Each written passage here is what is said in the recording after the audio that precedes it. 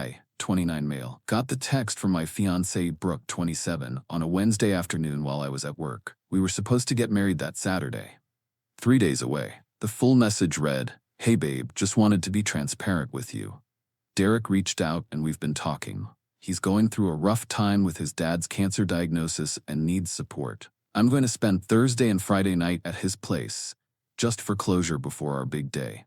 Nothing will happen, I promise. The wedding's still on. Love you. Derek." Her ex of 4 years who she'd sworn she was completely over when we started dating 2 years ago. I read it 3 times. Then I typed back, "Do what you need to do." She responded immediately, "OMG, you're the best. I knew you'd understand. This is why I'm marrying you. So mature and secure. Can't wait to be your wife on Saturday." I put my phone down and stared at my computer screen for about 5 minutes.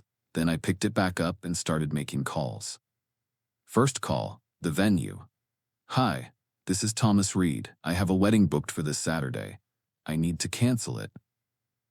The coordinator sounded shocked.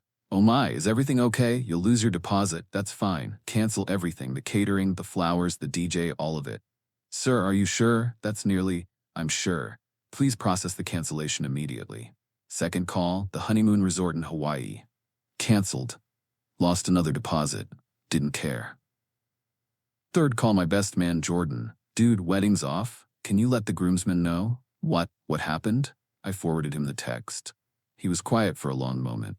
Then, "She really thought you'd be cool with that. Apparently. What do you need me to do?" "Already handled it. Just let the guys know." By 6 p.m. everything was canceled. I'd already moved my stuff out of our apartment while she was at work. Her bachelorette party was that night, convenient timing. I'd only taken what was mine. Left her engagement ring on the kitchen counter with a sticky note. For closure. The beauty of it? Brooke's maid of honor, Gretchen, worked at the venue as an events assistant. She wasn't working that day, but her coworker would definitely mention the cancellation when it processed through their system. I turned off my phone and went to Jordan's place to wait. Update 1. The explosion started at exactly 9:23 p.m.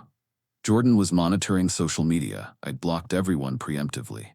According to him, Gretchen had posted a story from the bachelorette party, them all in matching bride tribe shirts at some rooftop bar. Happy, celebrating, oblivious. Then at 9:23, the venue's after-hours system sent an automated confirmation email to Brooke about the cancellation. She'd insisted on being copied on all vendor communications to stay organized. Jordan showed me Gretchen's next story, posted at 9:31. "Emergency. Does anyone know where Tom is?" The texts to Jordan started at 9:35. I had him screenshot everything for entertainment purposes. "Gretchen, is Tom with you?" Brooke is freaking out. "Yeah, he's here. The venue says he canceled everything? This has to be a mistake, right?" "No mistake. OMG, why?" "Ask Brooke about Derek." Radio silence for 20 minutes. Then, "She says you're overreacting and ruining her life over nothing." Cool story. She's literally sobbing. Sucks to suck. The next wave came from Brooke's mom, Helen. 17 missed calls to Jordan's phone. She didn't have his number before, but apparently got it from someone. The voicemails were gold. "This is ridiculous. The wedding is in 3 days. You tell that boy to answer his phone right now. We have family flying in from across the country. He's being a child. Brooke did nothing wrong. We're going to sue him for the deposits." Good luck with that, Helen. Everything was in my name. But here's where it gets really good. Around 11 p.m., Derek himself started texting Jordan. "How did all these people get his number?" "Bro, tell Tom this is all a misunderstanding. Brooke was just being nice because my dad's sick. Nothing was going to happen. He's really going to throw away everything over 2 nights? Tell him to be reasonable." Jordan just kept responding with, "My guy, you literally texted the groom that you were going to spend 2 nights with his bride before the wedding. What did you think would happen?" "It's not like that."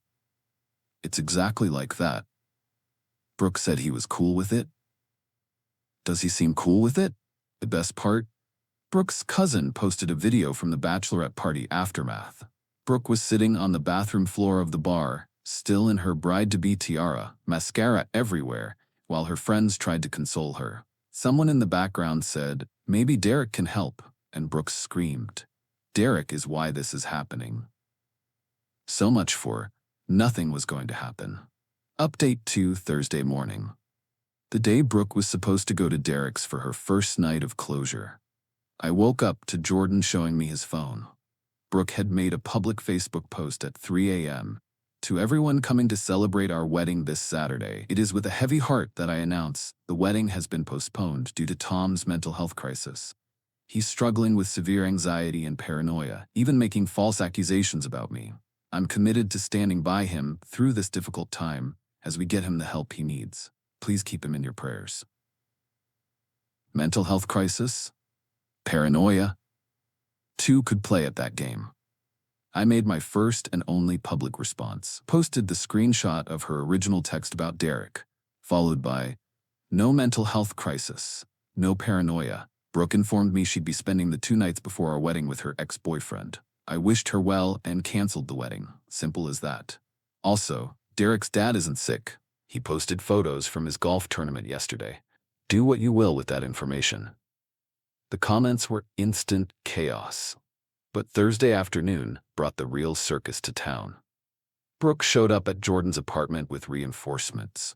Helen, her dad Roger, Gretchen, and Derek. They actually brought Derek. Jordan filmed it through his Ring doorbell with my permission to share. Helen immediately started, "Thomas Reed, you open this door right now. We need to discuss this like adults." "Son, I don't know what kind of game you're playing, but you're gonna fix this. Do you know how much we've spent?" "Tommy, please, you're not being rational. Just talk to me."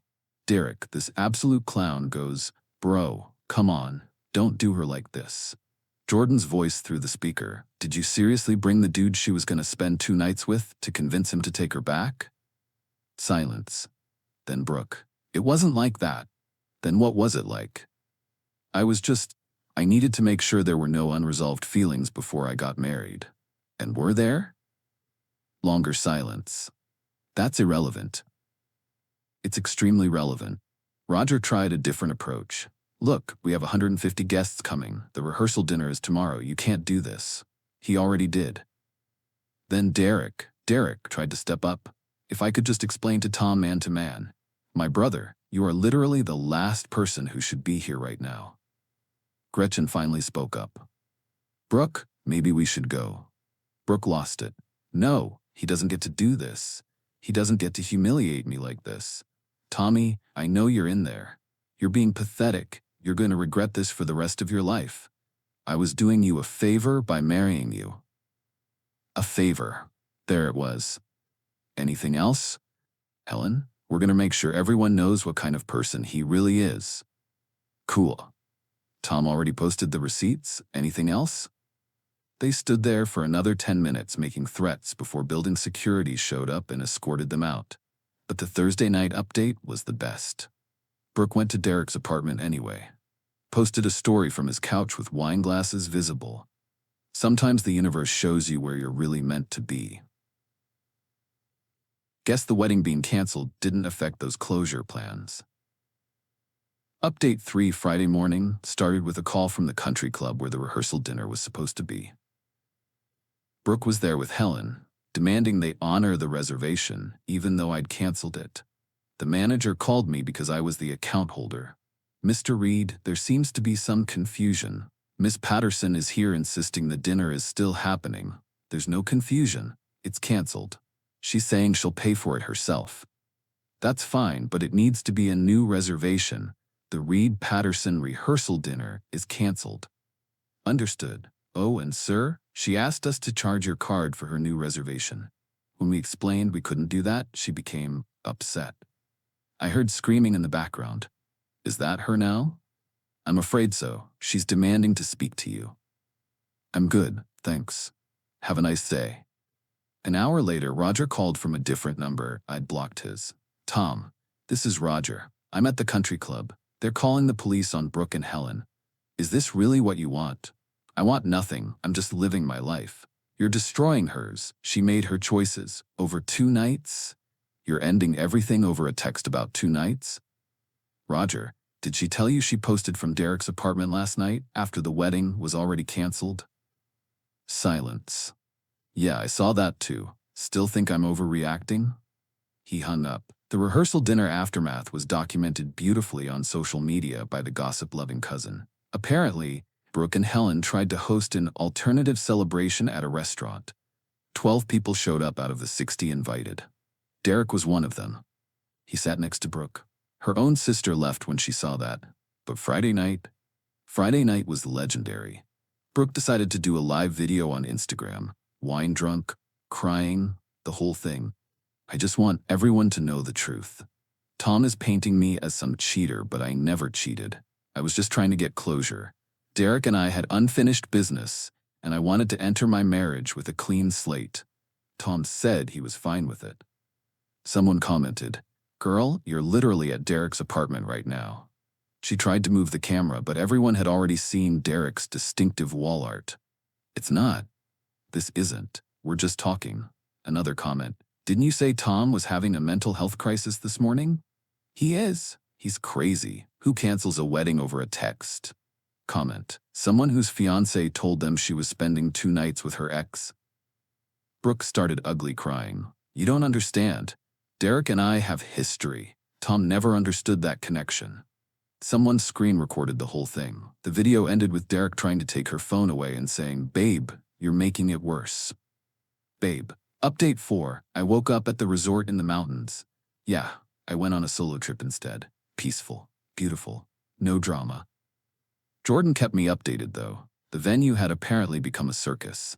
Despite everything being canceled, about 30 guests showed up because Brooke and Helen had been telling people it was just postponed and to come anyway for a celebration of love. The venue was hosting a different event, a corporate retreat.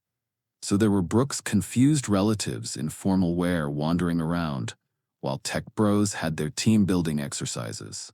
Helen tried to strong-arm the venue into giving them a space. The venue manager called the police. Again. Brooke's sister Diana, the one who left the rehearsal dinner, texted Jordan, "This is insane. Mom and Brooke are trying to convince people Tom had a psychotic break." Meanwhile, Brooke's been at Derek's since Wednesday. Dad found out Derek's been divorced twice and owns nothing. No house, no car, nothing. But Brooke's acting like he's her soulmate. I'm so embarrassed. The plot twist? Derek's sick dad, who started this whole thing? He showed up at the venue because he thought his son was getting married. Derek had apparently told him that. When he found out the truth, that Derek had broken up an engagement and his supposed cancer was being used as a lie, he lost it. In front of everyone. "You told people I had cancer? To sleep with an engaged woman? I raised you better than this." Brooke tried to intervene. "It's not his fault. Tom overreacted." Derek's dad turned to her. "You're engaged to another man and spending nights at my son's apartment. You're both trash." Chefs, sorry. I mean, perfect timing. Saturday night, Brooke tried one last desperate play. She showed up at the apartment we used to share. She still had her tea because I'm not on the lease. I'd just been paying half the rent. She texted me a photo of her in her wedding dress. The wedding dress. Standing in what used to be our bedroom. "This could have been our night. I'm here if you want to talk." I replied, "You should check your email." I'd sent her notice that I'd already informed the landlord I'd moved out and wouldn't be paying next month's rent. She couldn't afford it solo. "You can't do this. Did it. Good luck with everything. Where am I supposed to live?" Derek seems comfortable. She sent 43 voice messages. I didn't listen to any of them. Final update. The fallout has been spectacular. Brooke and Derek are officially together. They moved in together after she got evicted. She couldn't make rent. Into his studio apartment, in his mom's basement. Yeah. Helen and Roger are getting divorced. Turns out Roger was furious when he learned the truth about Derek not being some successful guy Brooke painted him as. He also discovered Helen had been encouraging the whole closure thing because she thought Derek had money from a settlement. When Roger confronted her, Helen admitted she'd never liked me because I wasn't ambitious enough. I'm a software developer making 6 figures, but okay. Roger sent me an apology email, Tom, I'm sorry. I failed as a father. I should have raised her better. You dodged a bullet. I wish I had your courage to walk away. Derek's dad reached out too. Kid, I'm sorry my son is a disappointment. You seem like a good man. His mother and I are cutting him off until he grows up. The best part? Brooke's been trying to plan a wedding with Derek. She called the same venue to book it. They declined. She tried 3 other venues in the area. Turns out they all have a blacklist for problematic clients, and Helen's 2 police incidents got them on it. Her cousin, the one who kept posting everything, told Jordan that Brooke's been complaining that Derek won't propose. He keeps saying, we don't need a piece of paper, and what we have is beyond marriage. She threw a fit at Thanksgiving when Derek mentioned he doesn't believe in marriage anymore after his 2 divorces. According to Diana, Brooke screamed, "You ruined my life for nothing?" Derek's response, "I thought you loved me for me, not for a wedding." They're still together, miserably, from what I hear. She keeps trying to make it look perfect on social media, but people have caught Derek on dating apps. She pretends not to know. As for me, I'm doing great. Got promoted at work, turns out not having wedding stress improved my performance. Started dating Elise from my rock climbing group. She thinks the whole story is hilarious and says she would have done the same thing. We're taking things slow. No rush, no pressure, no ex-boyfriends needing closure. Funny thing, I ran into Gretchen at a coffee shop last week. She apologized for her part in everything. Said Brooke had been texting Derek for months before that Wednesday, planning their closure nights. She'd even bought special lingerie for it. Gretchen had tried to talk her out of it, but Brooke was convinced I was too much of a pushover to do anything about it. Guess she was wrong. The red flags were everywhere. The way she'd compare me to Derek constantly. How she'd text him just as friends but hide her phone. The time she said I was lucky she chose me during an argument. The wedding would have been a mistake. The divorce would have been expensive. The text about Derek was a gift, really. Oh, and last week Derek's ex-wife reached out to me on social media. Heard what happened. Welcome to the club of people who escaped that train wreck. BTW, he'll cheat on her within 6 months. He cheated on me with 3 different women. I told her, not my circus anymore. And it's not. It's really, really not. Edit. For everyone asking, yes, I got some deposits back. The photographer was cool about it and refunded 50%. The cake lady felt bad and gave back everything except the materials cost. The venue and catering kept theirs as per contract. Worth every lost penny for my freedom. Edit 2. Stop asking for Elise's climbing gym info. That's weird. Also, Brooke, if you're reading this, Derek's on Bumble as of yesterday. Diana sent screenshots. Have fun with that.